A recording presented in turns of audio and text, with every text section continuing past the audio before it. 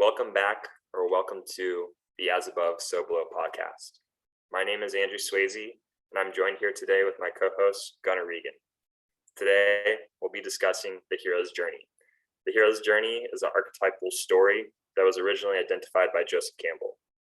Today, we're going to talk about how Joseph Campbell specifically looks and explains the hero's journey, but we also have our own interpretations on it as well.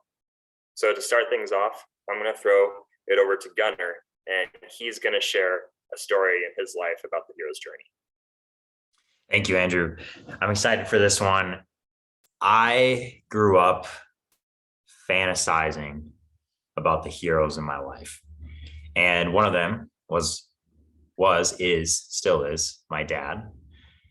The year that I was born, my dad took it upon himself to become a firefighter in the town that I was to grow up in. So from very early on, I was able to watch him go through the process of becoming a firefighter, becoming someone that was in a place that was going to be of service and helpful to all the people, no matter what the situation was. And I watched him go through years of training and continual testing to make sure that he was fit and ready to go at any moment. And for me, I got to watch that, and that dedication to me was super important to understanding, all right, if you want something, whether that's for yourself or the safety of others, you have to work for it. You have to continually train yourself. You have to invest time and energy into something that may or may not happen, right? We're talking about houses on fire. We're talking about car accidents, whatever it may be, but being prepared both physically and mentally was the example that was set for me. And as I watched that, I understood that he learned all of these things. He actually was promoted to a position within the fire department that was the head of safety. He was the safety officer, which made him a standout from the other firefighters. He wore a special color helmet, which we have at our house, our family house. And I always look at that with a lot of respect and a lot of enthusiasm. And when I witnessed him become that king of that position, right, the safety officer for the entire city that we lived in, that came with great responsibility. And I now see that as, all right, he was given this opportunity because he earned it through his practices beforehand, his continual commitment to being his best. And then it led to countless moments where, whether I was actually riding along in the fire truck or I was at the fire station as they went out onto whatever random call there was to be, and he was the person called upon in the most dangerous, the most serious situations. And for me, that was, okay, now I've seen him train. Now I've seen him be given this position, and he is ready to go in at a moment's notice to help someone he may have never met and may never meet, honestly. And for that, he became my hero.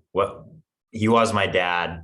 He is my dad. That's important. He's a hero in that sense. However, watching him commit so deeply and so fully to service and helping others is truly why he's my hero.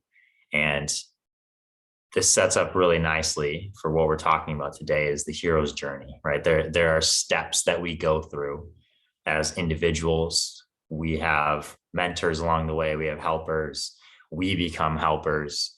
We go through revelations, all of these things.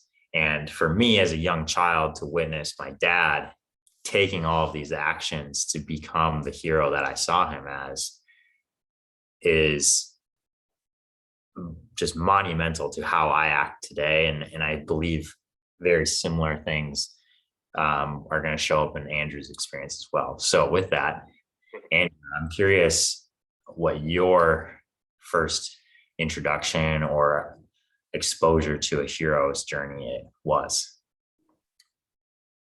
Well, in the context of me understanding what the hero's journey was,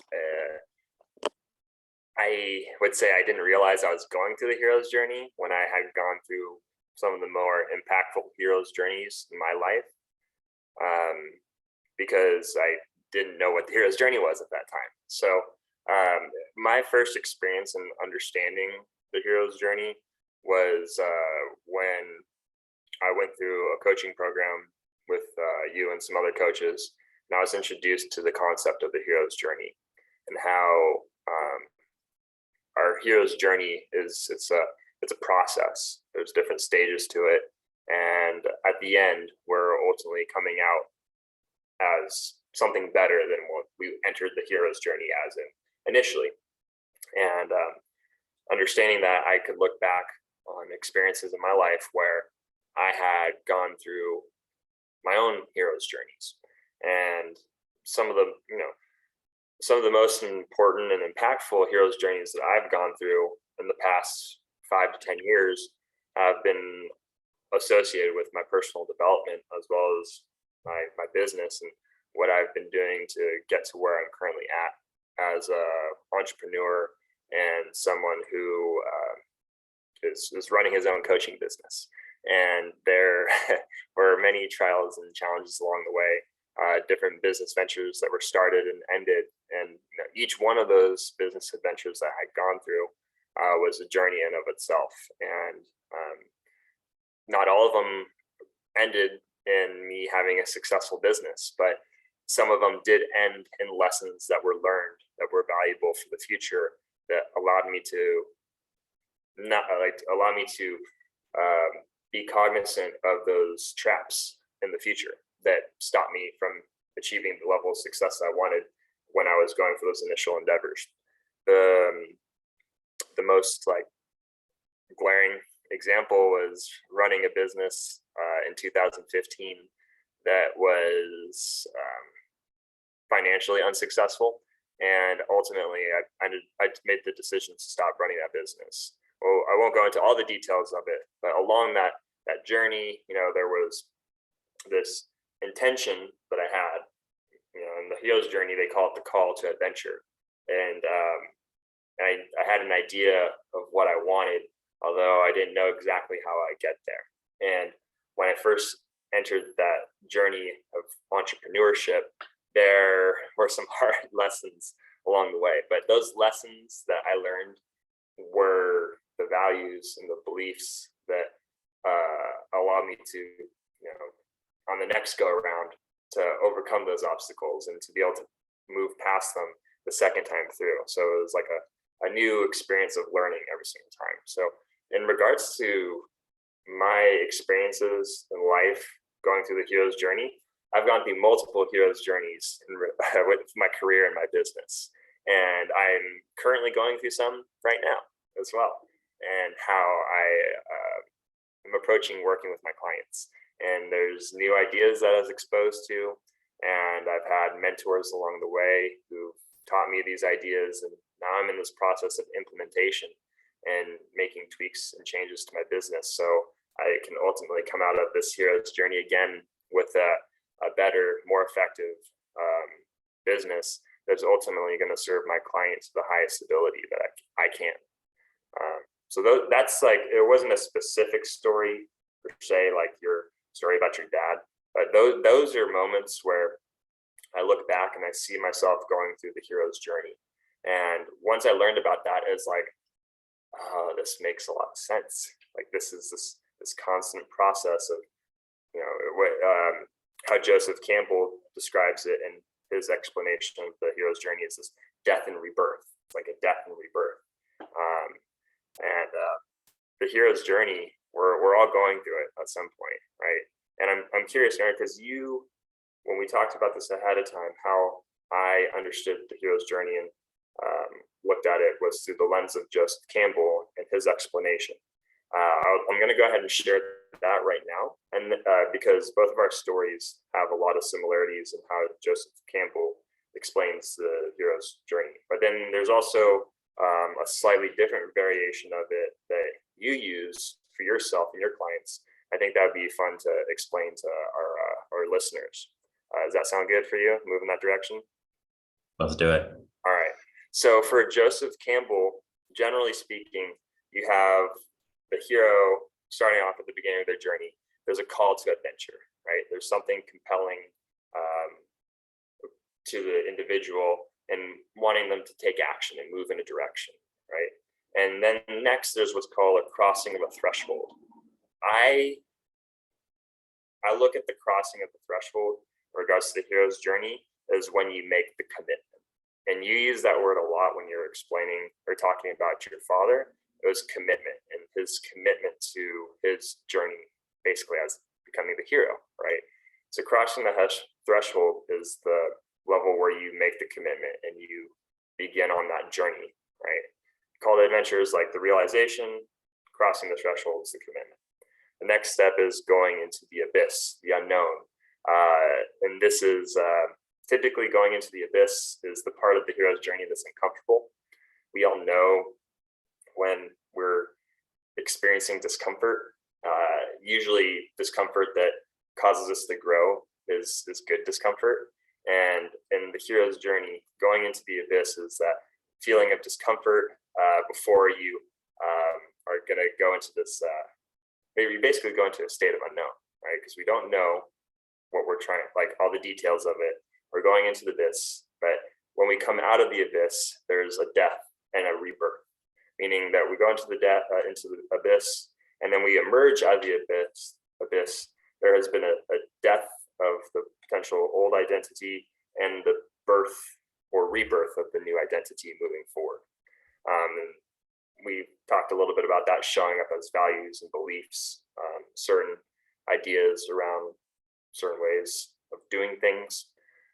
Those are general concepts around, death and rebirth when things are changing. And then in tangent with that, the next step is going through the transformation. So that's when we make these changes, and basically in line with what I was just explaining there. And then the last part of the last two parts of the hero's journey, as explained by Joseph Campbell, is the period of atonement, and then there's the return, right?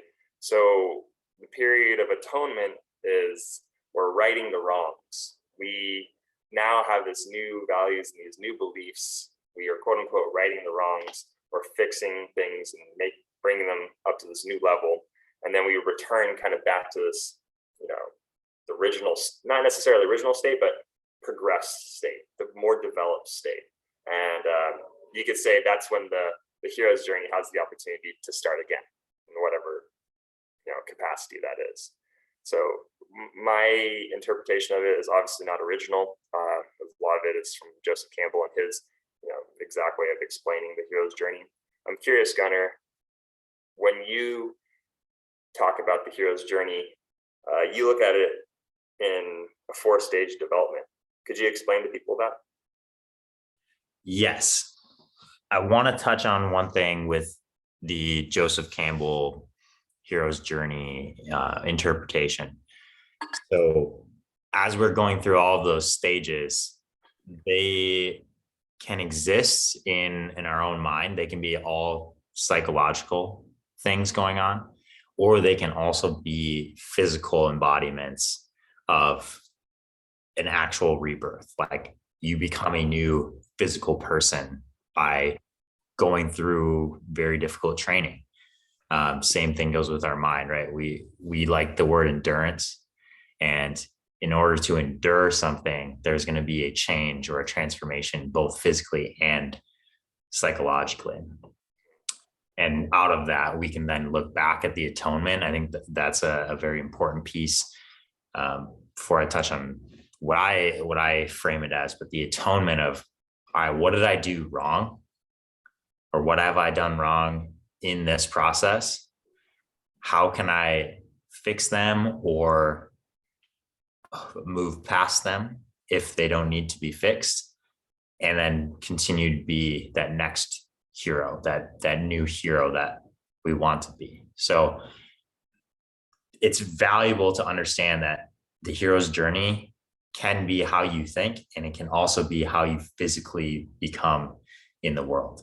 So with that, the physical becoming fits really nicely into the 4 phases that I will look at here. And that is, we start our journey as a child, whether that's actual childhood with age, with needing for guidance, with needing for parental addressing, whatever it might be, right? Children are they're dependent on others, right? Yeah, the child needs to be shown what to do, and that's valuable, right? We need to go through periods where we can rely on other people, and especially when we're young, very young child, we need to have that guidance. We need to have accountability for us because we are not yet capable of that ourselves.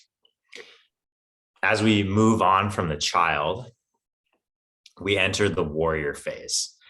You can think of the warrior as someone who's literally going out to war to fight against whatever evil they see. And most often, I interpret the warrior as I'm fighting all the things I don't like about myself. Like, do you see the warrior like living in negation? To build off what we talked about last week.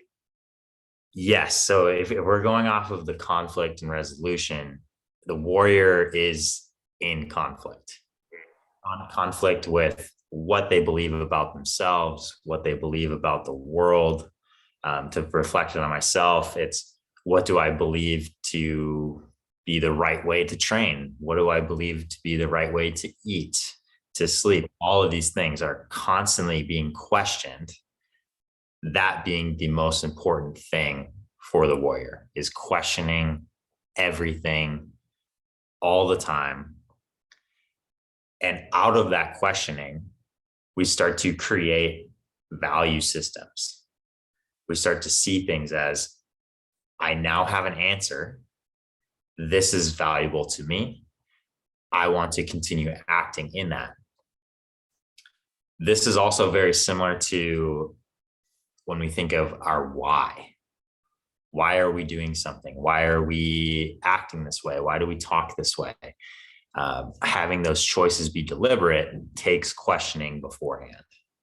So the warrior embodies this warrior spirit. I really like that notion of there has to be a spirit of questioning things at all times.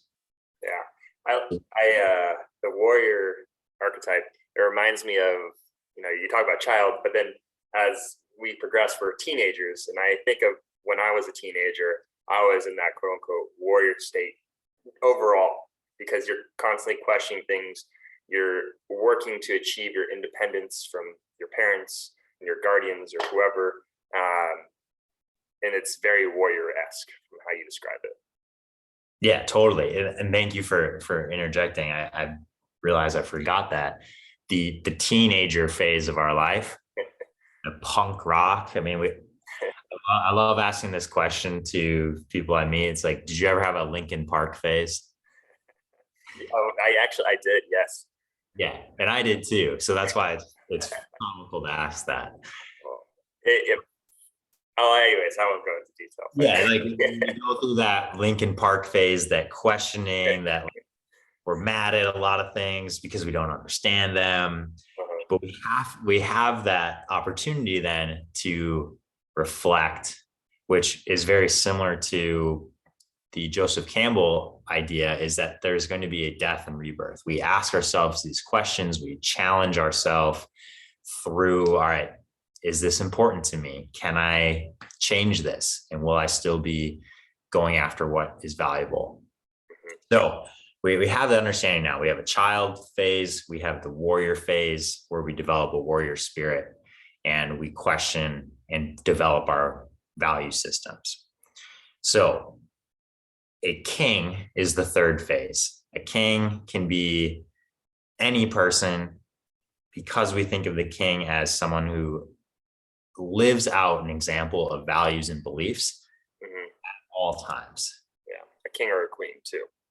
king or a queen, depending on who's listening, choose what you want to be, king or queen. Just know that a king is then responsible for their kingdom. And if we expand on that word, which I believe I've expanded on in other episodes, but king's domain. All right, what is mine to control? What is mine to take care of? And what is also mine to put boundaries up and let go? That all comes from, we've gone through the questioning as a warrior. We know what's important, and we have our why becoming concrete, or it is concrete, depending on how long you've been in that king phase.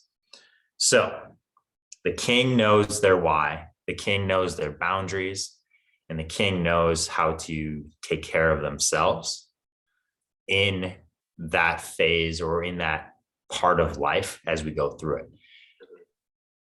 Again, to keep making mention of this, we can go through these phases infinite number of times as we learn new lessons. So think of it all the way down to, like, this could be a single lesson and we can be a king of that thing. How do we progress out of that? Is the king, I also like to think of as the ego. Without going too deep into that, the ego is something that holds tight to ideas. Would you say it's more self-interested?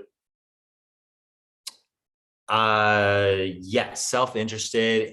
It could be in the sense of like self-preservation, or continuing to build the self, like the kingdom, the castle that we live in, the temple of our body, the temple of our thoughts can always be expanding to the point where we are so ready at any moment to help someone else. And that's where the hero phase comes in. I love how you were talking about it before, is like, there's a transformation, there's a return to that beginning state, and the hero gets to serve whoever needs to be served. You know, in the example of my dad being a firefighter, that happened pretty much anytime they had an emergency call that they responded to. Is, all right, we're prepared. We know what we have. Our trucks are all categorized and organized perfectly. So when we show up, we don't have to think, we can serve to our best ability. Right? I think most people take that for granted. Is if there's an emergency and a fire truck shows up and it looks like your junk drawer in the kitchen, you are not going to get the help that you need. So that preparation beforehand, taking care of your king's domain, allows you then to be a hero at any moment. Mm-hmm. Yeah. So to reiterate, we have the 4 steps. We have the child, we have the warrior, we have the king, and we have the hero. Similar to Joseph Campbell's idea, I like to think of as the hero as we are going to give something of ourselves away. Mm-hmm. And in that, we can return then to the child. If we think of it as death and rebirth, it's literally giving our ego, chopping it down, reconstructing it, and then being reborn with some new ego that we have to then develop from a child. Again, we get to question everything. We get to rebuild or expand on our kingdom, and then we can be a hero once again. So those are the 4 phases that I interpret the hero's journey. It does fit really nicely into Joseph Campbell's setting. After hearing that, I know you mentioned, like being a teenager and trying to figure out those tough years. We'll call them tough years, right? Challenges and temptations, and you're figuring it out. Yeah, we're figuring it out. Where do you see yourself currently in those 4 phases? So where I'm at, for an example of different phases, my own personal active hero's journeys, like the ones that are actively going on. Yes. Gotcha. So right now, my child phase is for sure playing the drums. I um, I got my drum set, and I know I talked about that in previous episodes. Woohoo! And it's something that I have taken on as what I would call a white belt activity, right? Something where you're obviously new to it, and you would need the help of a mentor or some type of guidance, right? And right now, I'm definitely still in the child phase because I have yet to take action on finding that mentor or that guidance, whether it be an in-person individual or a YouTube video. So I'm working on that. That's a child phase for me right now. A warrior phase, I'd say surfing. Surfing for sure is something I'm actively in this warrior phase with. I feel as if I'm in this warrior phase because there's still a lot of room for progress in it, in the sense that I've been doing it for years and I'm still learning new things all the time. You can say, man, I'm probably going through some mini micro heroes journeys within the overall hero's journey of surfing. Although I imagine I'll feel I'm in more of a king or a hero type state of surfing when my mastery of surfing is at a level where I have competence in almost any surfing situation, which is I'm still working on. So right now, in a king domain for me, I will imagine a lot of what I'm doing, excuse me, in my coaching business and where it's evolving right now is in how I coach my clients. So as opposed to like the marketing of the business side of things, it's the actual working with the clients there. What I do with my clients, I help them move better and I help them become stronger. Strength has always been a strength of mine as far as how I train the physical body, understanding how to load properly, how to progress properly, proper movement patterns and techniques. Something that I have been good at, but I've gone through this death and rebirth with now, is helping my clients move better with a level of precision and accuracy that I had been unable to do before. And right now I'm in this process of learning things and implementing things and the values and the beliefs around how I want to see coaching mobility show up in my business is becoming solidified. Although I would say it's like right there at that king phase because it's getting better, although it's not in its final form. And I'd say like if building off of that, like something I would say I'm a hero in regards to the business is the coaching aspect is the strength work, the conditioning work. I have done the reps. I have done the training personally through sport, through free weights, things like that to develop the physical strength of my body. And I know what it's like to put in that work, which a lot of strength training is first off moving well, but then showing up and putting in the work. And putting in the work has been something I've excelled at in that domain. So I would say that's kind of like my hero phase. But as I get older and youth is no longer becoming an advantage for me and how I perform in my body, these new skills that I'm developing and learning around movement and mobility, I know are going to serve me in the long run, so I can continue to preserve my body and allow it to function at a high level for theoretically the rest of my life. So those are all examples of different phases in the way you describe the hero's journey that I'm in right now. And I imagine there's a few more, although those are the most relevant. How about yourself, Gunnar? What comes to mind for you? I just want to reiterate, I love that you could call out each one of those things that are going on and recognize that you're in different phases. For me, my example of being a child right now is I'm in a new city. I'm in a new state. I'm in a new training environment, new team. All of this newness, I am giving a lot of the protection and guidance away from what I've previously done. So trusting others to help me and giving the accountability to someone else to help me train allows me then to be in that child. I can be energetic. I can find the wonderment in all the things that we're doing. That to me is really valuable to recognize, like, all right, I've been a king in training. I've also been a hero that I can give away my experiences and coach in that sense. But right now I'm learning so much purely by observing that I'm in that child phase. Mm-hmm.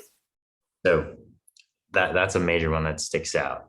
For me, the kingdom in being in the king phase is our new place, the physical place that I'm living. And it's what do I value? And knowing that, all right, I value having the dishes done and having clean counters. I value going to bed early. So what are those things that I can set up to set those boundaries and make my castle the strongest castle possible in that sense? So I really see those two things kind of bouncing back and forth. Like, I can be a king in my own place because I've practiced living on my own. I've practiced living with my partner. I've practiced doing the laundry. I've practiced doing the dishes, and I have these things and I understand why they're useful. And now it's up to me to continue acting out that why, that these are important to me. When I'm in a clean physical place, my thoughts are, they have less burden, they have less weights to them. And that allows me to go through my day with more energy and feeling better at the end of it. So with those two examples, right, child and king phase, I recognize when needed, I have my kingdom and I understand what that looks like and how I want to take care of it. I feel comfortable to have someone come and stay with me. And in that sense, I can be a hero and they can be a child because things are taken care of, right? If someone needs to stay with me, they can be reliant upon me, reliant upon my partner. To stay in Nashville, Tennessee, Gunnar will host you. Yes. And I most likely will make you breakfast because that's part of my why and my values. What would be the special breakfast? Well, it'd be special to everyone that visits. It's the same breakfast I have every day, which, let's just throw it out there. We get spinach. Right now we're adding chicken sausage to a saute, throwing about 6 or 7 eggs, depending on the number of people. And then we add some egg whites on top of that. Got to add sea salt, got to add some black pepper, and then we do turmeric. Ooh. And maybe we can do an episode down the line why you need to have black pepper and turmeric. They activate each other. They're curcumin. So sidebar, that would be the protein section of the breakfast. Then we have some nice toast, preferably a sourdough, jam, peanut butter, honey, whatever you prefer, if you're going to stay here. And then lots of water. Got to be hydrated starting the day. There you go. I love it. So funny enough, I think that too, learning what works for my body in nutrition is a hero's journey in itself, right? I had a call to adventure. How am I going to be a better athlete, whether that was during my hockey career or now it's during my CrossFit career, is I'm going to feel myself. I understand that this is important. I need to go through things and challenge things and question them, that warrior spirit, and then figuring out what works for me. I can be the king. And that's important. We all want to get to the place where we can be a king. We can have that transformation. And from being a king, we can make up for anything we've done wrong because we know what we've said. We know who we are. We can get back into that. It's a good space to operate from. It's it reminds me in a way of what we've talked about in the past in regards to relationships and having a relationship with yourself, kind of these concentric circles that expand outward from there. And when you have like a kingdom established, there's it's self-responsibility. It's you taking care of the things that you need to put your best self forward, and then it allows you, like you've mentioned, to evolve into this hero phase where the focus can expand outward from oneself. At least when I hear you say that, that's what makes me think of that. Agreed. Yeah, any relationship goes through a hero's journey. Mm-hmm. We can think of it that whether it's romantic relationship or the potential for one, or maybe it's just a friendship, right? We're all going to be excited to meet someone. That's somewhat the child phase. We can then get to know each other and challenge each other, being in that warrior phase. Sometimes teenagers are like a band of warriors. That could be positive or negative. It could be like we created a rock band and we, changed the world with our music, or we did something negative and hurt something, whether that's ourselves or not. But it's important that we can go through these phases continually to reach that king phase, and ultimately the hero giving something away from the kingdom to help someone else. Interesting. It makes me think about, as we're constantly, or theoretically, we're going through these heroes' journeys, right? Do you come across people, or do you notice people who may be stuck in a hero's journey process? And if people are stuck in their hero's journey, how do they progress and move forward? I think that's a loaded question, because I don't know where everyone is currently. However, one way that we can get out of that stuck place is to communicate. We've had several times in this podcast where we've talked about how we need to communicate and how our words matter. And I think that's where self-responsibility comes in, is if I want something, I don't know how to get there, ask questions. The most valuable relationships I've ever had started with questions. And then there's trust that gets built. That can be some sort of, relationship development. And then once we have that trust, we can go from talking every single day to maybe talking once a year, but still having that understanding of, all right, we've developed something by asking questions, by getting over that, let's say, ego in a sense, just willingness to learn. Yeah, that makes me think about the child phase, and children are naturally curious, and they're asking questions about things all the time. They're wanting to learn, right? I imagine what you're saying there, having curiosity is a natural part of the hero's journey. Yes, I agree. Well said, in that if I lack curiosity, I'm no longer questioning things, and I can then lose sight of my values and my why. Yeah. We always intend to be self-responsible or build responsibility within ourselves. It does require continual questioning. Yeah. Right? Am I doing things that I say I'm going to do? Well, I appreciate that response, because it comes back to the reason why I asked you this question.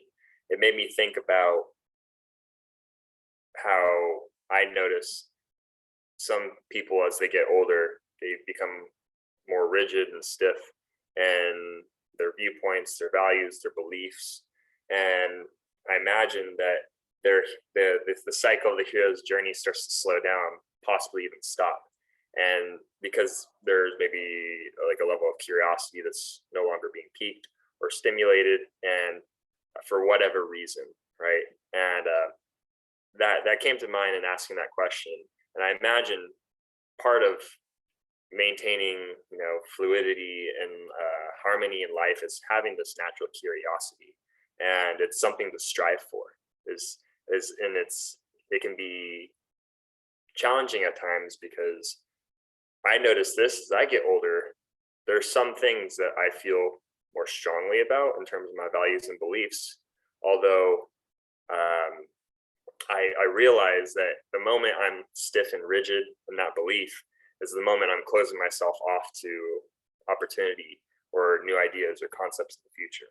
So I notice that with myself, and I have to practice the mindfulness of staying curious and staying open in certain situations, because it's easy to close off there and associate with people or things that already confirm your biases. And it's a challenge, I imagine, as you get older, because you theoretically get wiser, and when you build wisdom, you're building up this archive of values and beliefs in a way, right?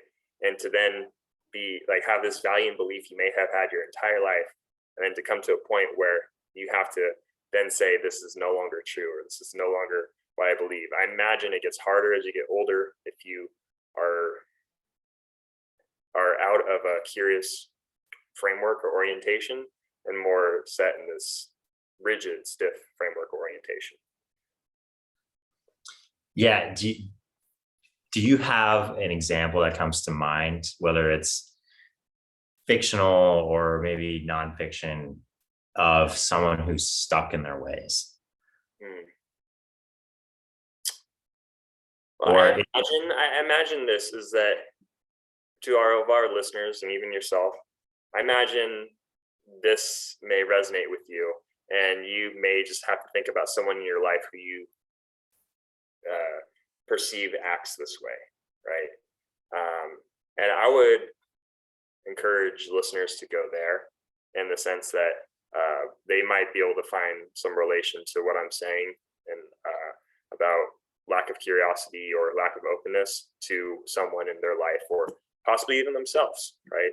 And then to always be willing to question whether or not what we believe is actually true, and that takes a lot of growth, a lot of progress. And I imagine it comes back to where you're at in that hero's journey once again.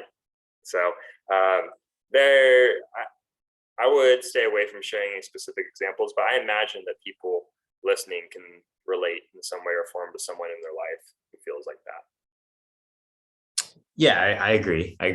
What I was picturing is, we have the hero's journey. We've talked about it in the Joseph Campbell sense of, all right, this is the trajectory that most, if not all, stories go through. And that, when I mean stories, it's stories in our own mind. It's also stories that we read or we watch, TV shows, movies, books. All of these are stories trying to go through some level of the hero's journey, whether it's complete or it's partial. Important to recognize, if there is a rigid moment, we can go back to fluidity. We can return to smooth flowing life. Yeah. By asking questions or taking a step back, detaching from a moment and gathering more information. And we can question that to rebuild our why, to rebuild our values, like you were touching on.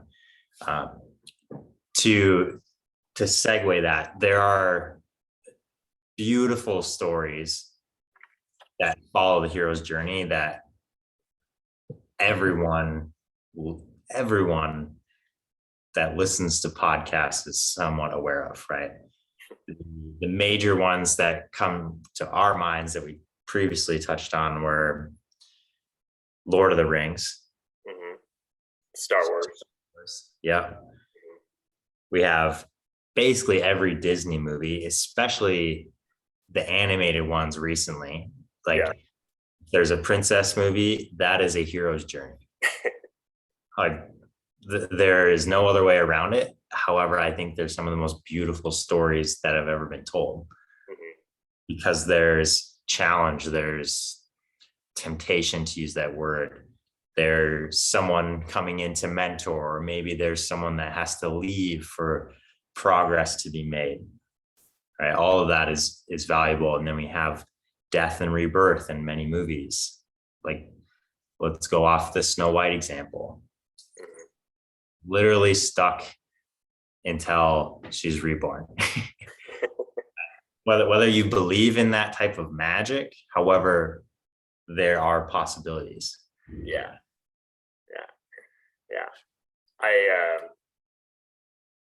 I just made this connection because I imagine with Disney movies too, they play on curiosity a lot in movies, and how, interesting to make this connection now between like the child phase of the hero's journey and curiosity, and how that all those stories typically are aimed at more children and adolescents as well. Most Disney's movies are, right?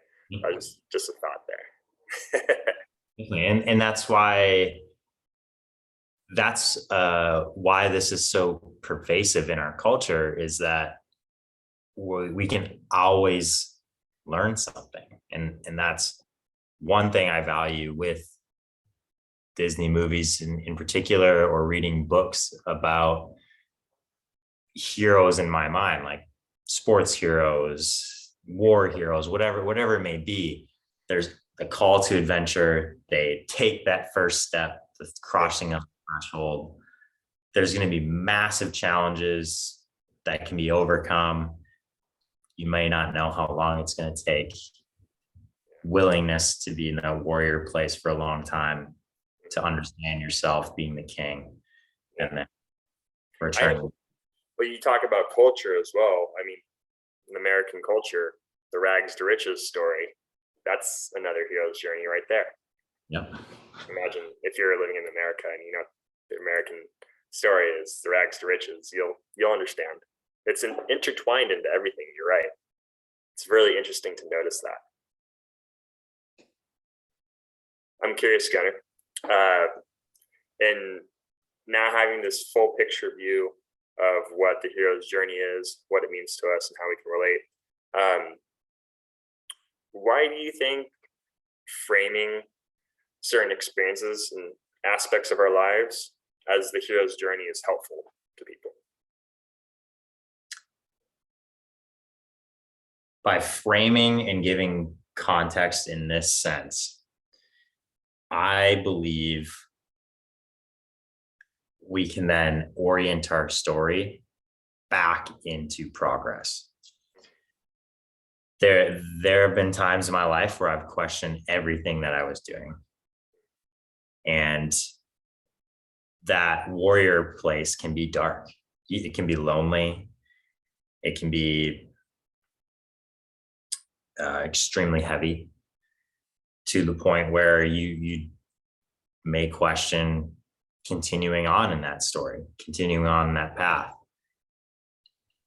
By having this context, by having discussions about it like we are in this episode, we can then detach ourselves, reorient, and think, okay, I'm going to get to go through this phase. I'm going to get through this. Something good will come from this. It may feel horrible right now, whatever you're going through. And just putting this as a projection, I'm putting it out there. Like, if you are going through something difficult, you can keep going. You can withstand this. Just know good things will come. You can be a king. You can still be a hero. You can all the way go back to being a child. Like, if you need help, asking those questions to yourself, asking questions to other people, gives you context of, all right, something's coming. Is it up to me to figure it out? Is it up to me to ask for help? Whatever it may be. I think that's why the hero's journey is so valuable and relevant to our culture, is that if everything came easy, there would be no story.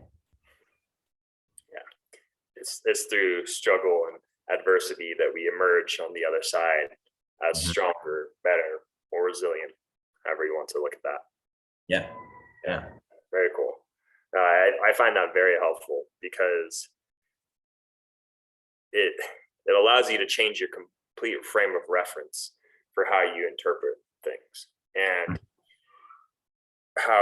why it's important to me is that the hero's journey, it relates to our identity. And when we perceive ourselves as these heroes on a journey, it allows us, like you said, to put things in this framework of our in our mind and perceive things as this is all part of a process, or this is all part of me developing myself, is going through this journey right now. And it feels really challenging, or there's a lot of struggle with it currently.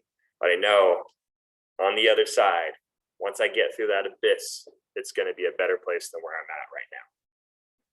And that identity changing, story that we tell ourselves and the way we perceive ourselves, super powerful. Because if we hit those, we go into the abyss and we perceive all the challenges as, in whatever way that may portray us as, like, say, a victim of a situation, or maybe victim is not the right word, but meaning that we're disempowered from the outcome or our ability to make a change on something. That's a much more difficult place to operate from, rather than being the creators of our stories. Beautifully said, right? Like, so many of our conversations on this podcast have been about the power of our language, whether that's language that we use internally, whether that's language we use to communicate. Again, to bring that up, I get to go through this journey.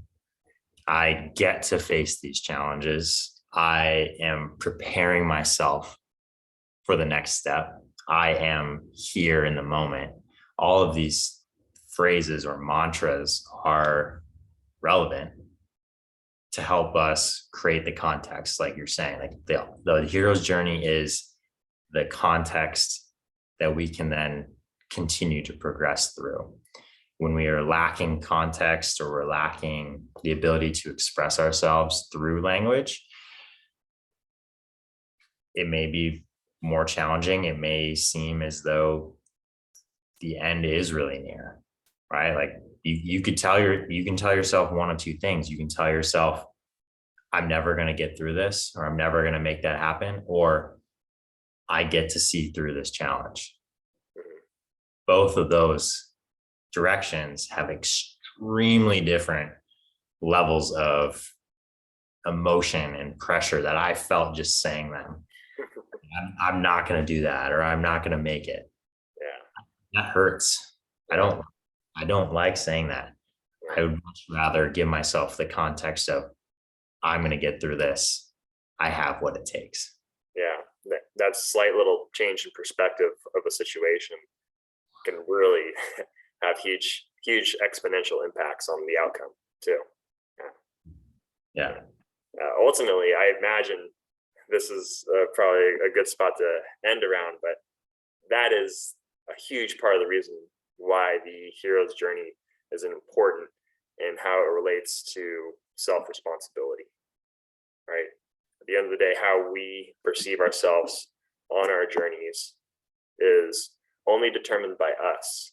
And we have the ability, and you could say self-responsibility, to make that decision about how we choose ourselves, or how we choose to perceive ourselves in these stories that we're currently living, and even stories that we've lived in the past.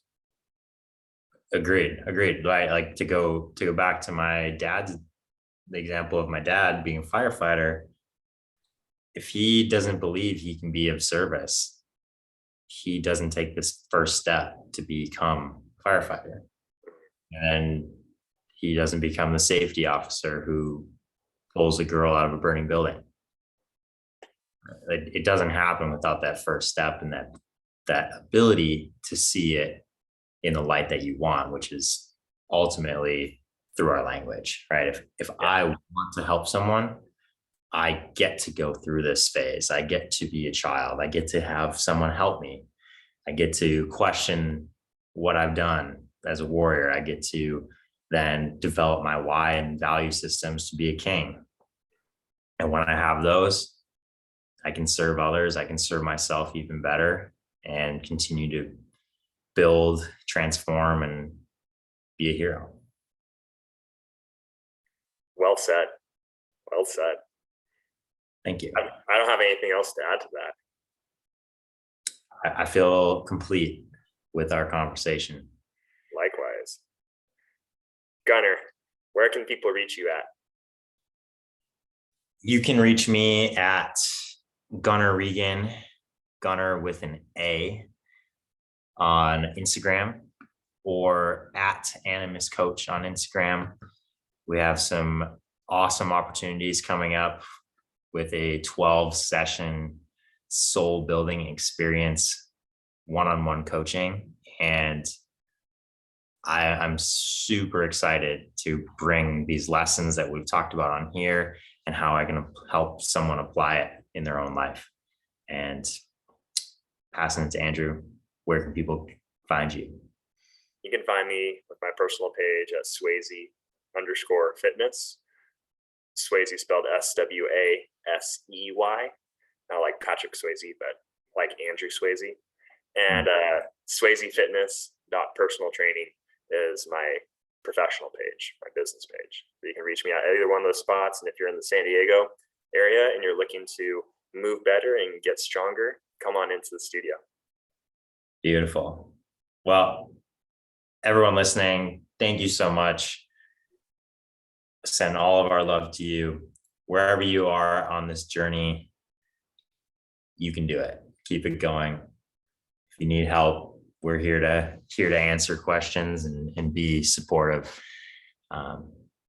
Thank you again. Thank you.